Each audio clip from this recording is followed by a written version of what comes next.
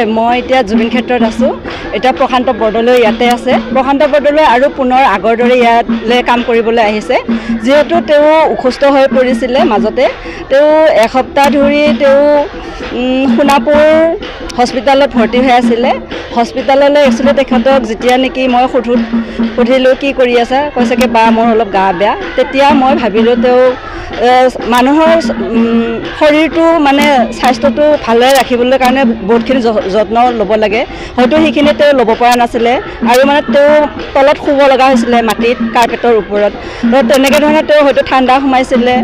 অলপ জ্বৰ ভাৱ আছিলে আৰু তেওঁ যথেষ্টখিনি মানে দুৰ্বল আছিলে তেওঁক আমি 22 তাৰিখে সোণাপুৰ ডিষ্ট্ৰিক্ট হস্পিটালত মানে ভৰ্তি কৰাইছিলোঁ মই নিজে স্কুটিত লৈ গৈছিলোঁ তেখেতক ভৰ্তি কৰাই মেলি তেখেতক চিলেন বিজি এনেকুৱাকৈ কৰাইলোঁ দলে ছাৰে আছিলে তেওঁ যথেষ্টখিনি আমাক সহায় কৰিছে আৰু লগতে 3 দিনৰ পিছত তেওঁ ব্লাড ৰিপৰ্ট টেষ্ট কৰা হৈছিলে ব্লাড ৰিপৰ্টত কোনো ধৰণৰ একো ওলোৱা নাই আৰু মানে ভালেই পজিটিভ ওলাইছে মানে তাৰপিছত তেনেকৈ ধৰি তেওঁ খোৱা লোৱা আমি কেতিয়াবা জুবিন ক্ষেত্ৰলৈ আহিব লগা হয় আৰু তেখেতক ৰাতিপুৱা ৰুটি নি দিব লগা হয় হয়তো আৰু দিনৰ ভাগত ভাত আমি যিকেইজন লাগি আছিলোঁ আমি 6জনে আমি গোটেইবোৰে মানে দিন এনেকৈ ভগাই লোৱা নিচিনা হৈছিলে মইতো প্ৰায় দিনত বা ৰাতিত এপাক যোৱাই হয় হস্পিটাললৈকে মানে সময়মতে মেডিচিনখিনি খালেনে নাই বা তেওঁ সুস্থ হৈছেনে নাই সেইখিনিৰ কাৰণে যথেষ্টখিনি মানে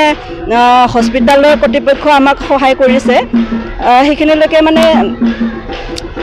তেওঁলোকে ইয়াক মানে কি কৰিছে মেডিচিনৰ সৈতে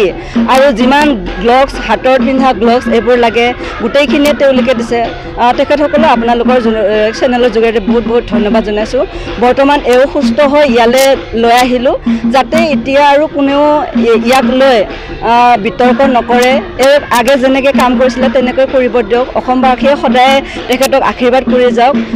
আমিও লগতে নিস্বাৰ্থভাৱে কামবোৰ কৰি যাম এইখিনি ক'ব বিচাৰিম মই চিউনাম মোৰ প্ৰশান্ত বৰদলৈ এনেকৈ ৰহা মোৰ ইয়াত অহা 3 মাহ হ'ব আৰু মই ইয়াতে কৰি আছোঁ আৰু মই ইয়াতে ঠিক ঠাক কাম কৰি আছোঁ মই ইয়াতে থাকিম আৰু ইয়াৰ পৰা নাযাওঁ আৰু ইয়াতে থাকিম জিন্দগীভৰৰ কাৰণেকৈ আৰু মই ইয়াতে দাদাৰ লগতে থাকিম আৰু দাদাক মই ইয়াত জীয়াই ৰাখিম ইয়াতে আৰু মোৰতো ঘৰততো কোনো নাই মই অকলশৰীয়া এটা ল'ৰা বৰ্তা ল'ৰাহঁত আছে ইমান মই এইফালে নাযাওঁ ঘৰত আৰু ঘৰৰ পৰা এৰি দিছোঁ আৰু ইয়াতে থাকিম আৰু জীৱন দাদাৰ লগত থাকিম ইয়াতে জুবিনদাৰ লগতে মই দাদাক মই লগত ৰাখিছোঁ জীয়াই